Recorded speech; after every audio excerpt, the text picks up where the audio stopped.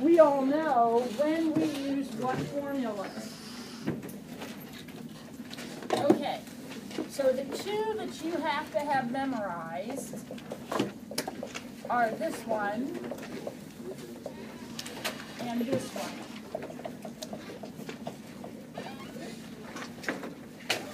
Right? Okay, so let's quickly do an example of each. Can anybody give me a problem that would use this formula? Just make up a problem. Anybody do that?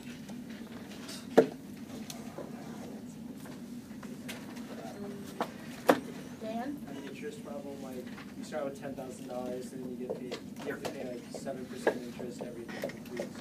How's that compounded? By the way, if you can find 7% interest right now, take it. What? Monthly? And we want that to grow into, how much you want to end up with? 15,000. And so the question is, how long? That would be the problem. That would be a problem. And as soon as he says this much money growing into this much money at 7% compounded monthly, we know that's our formula. Right, folks? Nobody's going to have a question about that, right? So let's start plugging stuff in. What's the 10,000? What's the 15,000? What's the rate? 0.07. What's N? N is 12. And we're going to raise that to the 12t power. And the minute I put that little variable right there, I know eventually I'm going to need logarithms. Okay, not yet though, because what's step one? Divide by 10,000. And let's see, when I divide by 10,000, is that just 1.5? I'll go ahead and do that, because that works out nicely. Okay, now what do I do? Take the logarithm of both sides. And the reason that we do that, there's only one reason we do that. And that's because this guy now becomes a coefficient. So the log of 1.5 equals 12t, the log of that parentheses. Now this is what we're solving for, right kids? So we need to get rid of the 12 in the log, and how will we do that? How will we get just t equals? What will we do? We'll divide. And when I put this into my calculator, I've got to have parentheses around the whole denominator. So let's see how long it's going to take.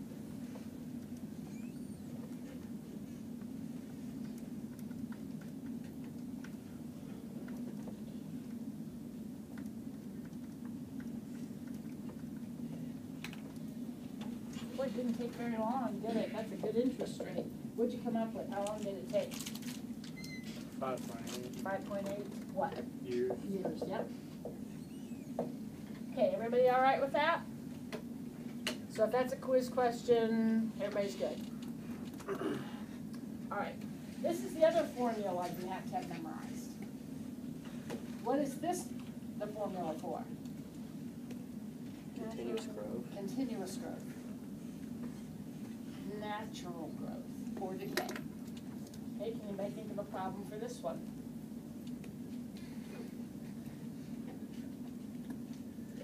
Could be money, but it doesn't have to be money. Like bacteria? Sure. So what would the problem look like? What would it say? I don't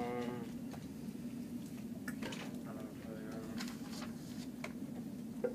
Don't even mind. Make it a rule. Well, I'm just like, I want to see what it looks like.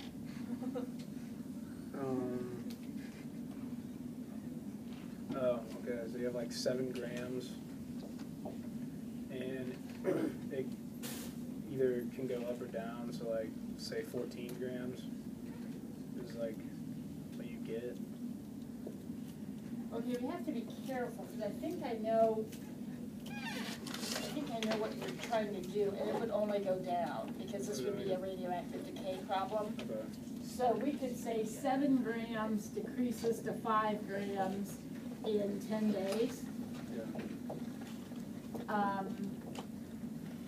How long, well, let's just say, what's the half-life?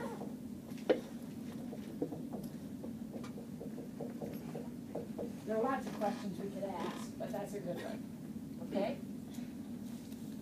Now, this first sentence right here is its own equation. You can't put all of this in the same equation because 10 days is T and half-life is T. You can't have 2 T's in the same equation. So you're going to write an equation for this statement. What would that equation look like for that statement? 5 equals 7E R10, which is a solvable equation. Not giving us the answer to the problem, but a solvable equation. This question says 5 equals 10e to the RT. Now look at that, that's what this question says. Where did the 5 and the 10 come from? Totally made up, right? It doesn't matter. Use whatever numbers you want. The only thing you have to make sure is this is half of this, right? This is the question.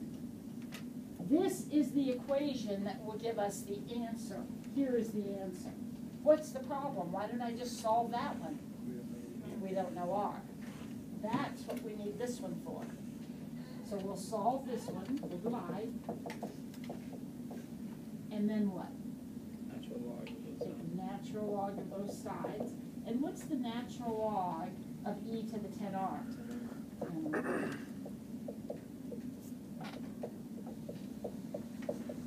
So that's R, which frankly we don't even care about, but we need it.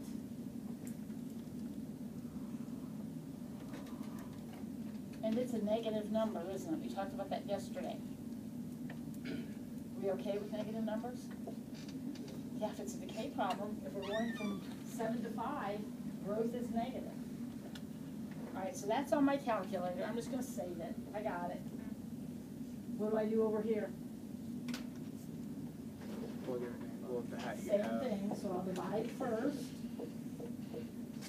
ln both sides. What's the natural log of e to the RT?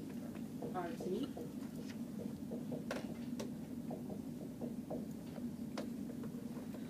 I've got R in my calculator, so I'll just do ln 0.5 divided by second answer. And I got about 20.6. What would be the unit on that? Days. Yep, same as the unit on the given, so about 20.6 days.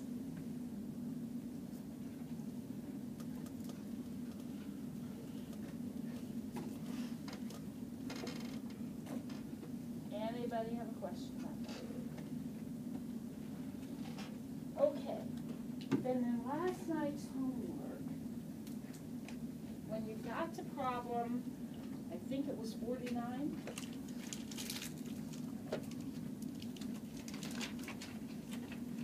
It talks about Jolinda contributing to her retirement fund. You remember which problem I'm talking about?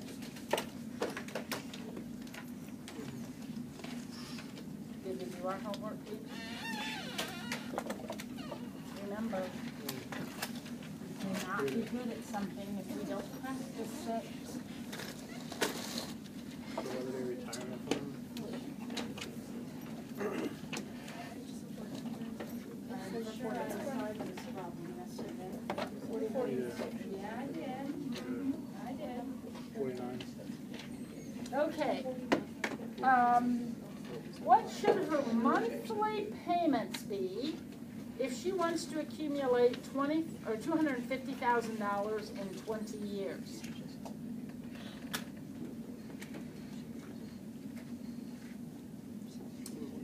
neither of the formulas that you have memorized accommodate for monthly payments. The problem I just erased here. We started with $10,000. Did we physically contribute any more money to that account? No. The bank did with interest, right? But we did not make any more payments into that account. The formula that you're going to memorize that we just used right here does not accommodate payments. It accommodates a lump sum given to the bank and then you walk away. That's how maybe your, I don't know, I told the kids yesterday, my husband's great aunt, when we got married 35 years ago, she established a savings account for me in Waterloo, Indiana, because that's where she lived. So she put some money in a bank in Waterloo. It's still there. I don't do anything with that. That's this formula right here. That's different than my retirement account. Why is it different than my retirement account? Because you put money in. Every 2 weeks, or twice a month when I get paid, I put money into my retirement account. This formula does not accommodate that. Even though my retirement account has compound interest, this formula doesn't accommodate it because this formula needs to have a P. Not a changing P, but a P. Right? A $10,000 or $200 or something. If you're making payments, you must use one of the formulas in the book.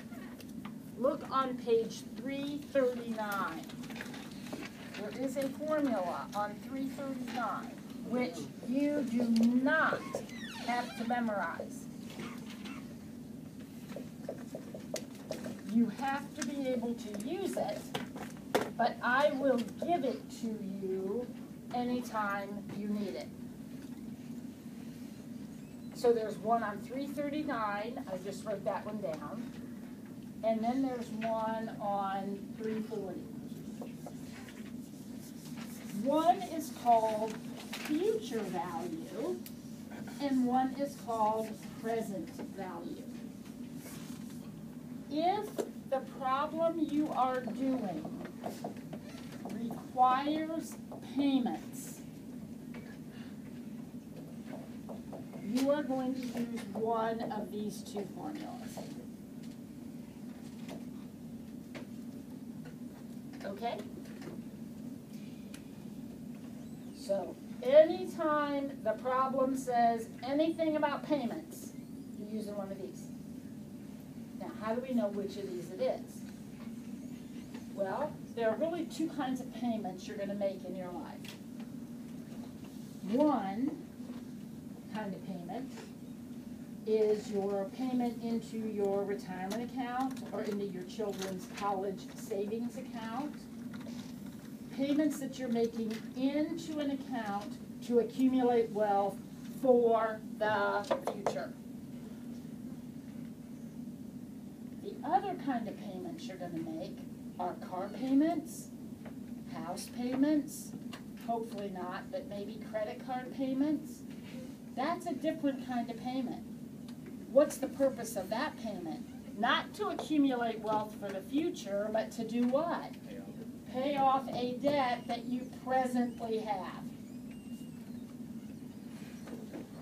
If you are accumulating for the future, it's this one. If you are paying off a debt, it's this one. Okay? So when I read question 49, what is Jolinda doing? She's making payments. You use one of these. Future. Is she accumulating for the future or is she paying off a debt? Future. Future. So I'm going to use this formula right here. Here we go. What am I going to do We haven't even talked about this yet, but what's your wild, crazy guess about what we're gonna do with 250,000? Future value. That's your future value. That's what you wanna end up with. R in both formulas is the payment. So if you're paying $50 a month to pay off your car, that would be 50. Well, it'd be 50 in that formula, but R is the payment amount. I don't know it. What do you think I is? Interest. Yeah, but in this formula, it's a little bit different. What I would put into this formula for I is 0.124 divided by 12. I am paying in 12 times monthly payments. So that interest rate is divided by 12 in this formula and that formula. It's a little different than in the other formulas. Any idea, oh, by the way, that I and that I are the same. Always in the same formula, the same letter has the same value. So the only thing missing is the N. Any idea what N is? 20. It's a good guess. It's actually 240. Anybody have an idea where the 240 came from? How I got 240? What? Well, exactly. It's how many payments she's going to make in this problem. So she's making monthly payments for 20 years. Right? So what is her N going to be? 240. If you get a 3-year car loan and make monthly payments, what will your N be? A 3-year loan, monthly payments? 36. All right, so any question about where any of those numbers came from? Now, I don't care. You got to get the answer. Somehow you got to get the answer. I'll tell you how I type this in, then you do whatever, flip your switch. I'm going to start right here. I'm going to tell you exactly what I type. I type 1 plus 0.124 divided by 12 equals. So I typed in this right here and hit equals. Now I'm going to raise it to the 240th power and subtract 1.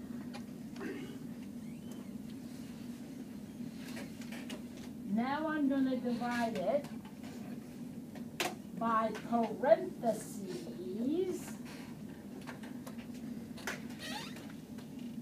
0.124 divided by 12 and hit equals.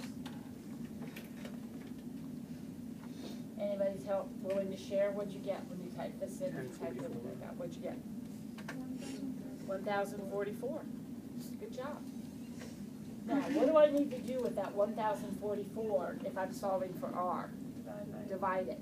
So I'm going to take 250,000 and divide it by second answer.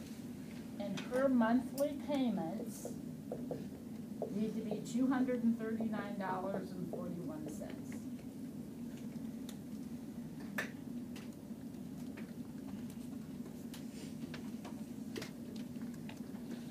Let's try 51. Now Kim is making a car payment. Paying off a debt, this formula. What goes where? What do I do with the 9,000? Present value of the loan, isn't it? How much I owe. R is the payment amount. What's my interest rate? 7.95. So 0.0795 divided by 12.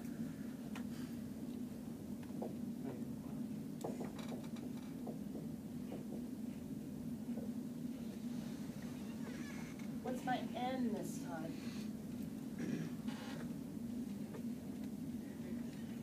how long is the loan? What's the period of the loan? 4 years. Monthly payments, so how many would that be? 48. Note that exponent's negative in the formula.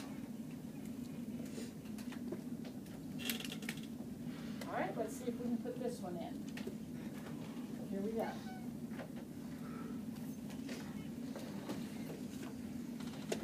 I'm going to go ahead and do what I did before.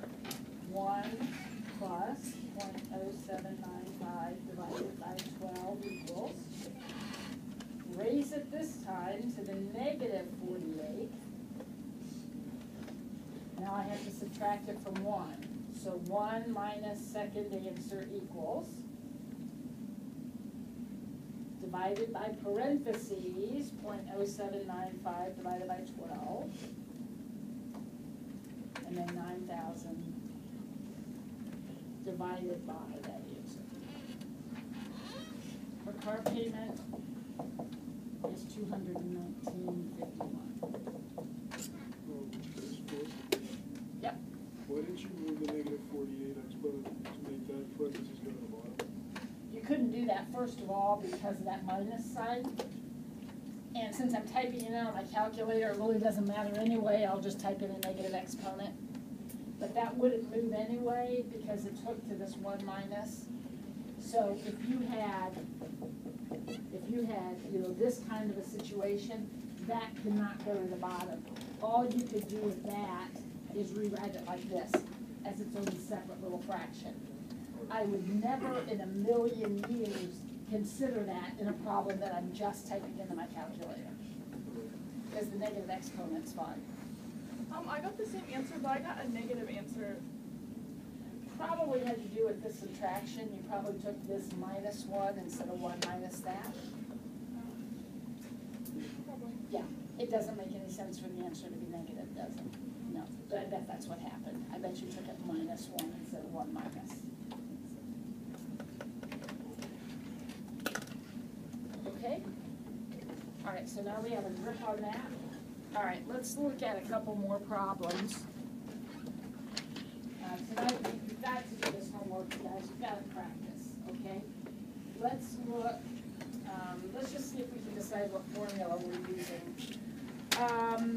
27, I'm on page 341, number 27. Just tell me what formula you're going to use. You have 4 choices. 2 of them are memorized, 2 of them are on the board.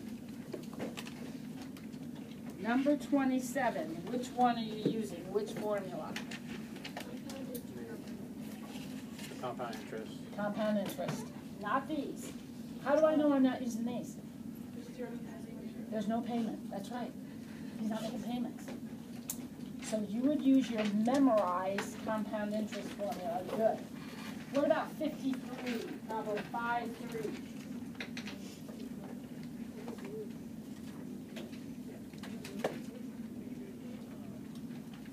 What do you think? Present value. He's making payments with the purpose of paying off a debt. That's present value.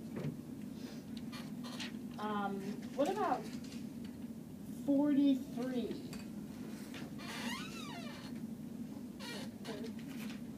Pert, exactly. Why is that pert? Compounded continuously. That is continuous growth. Good. We'll do one more. 47.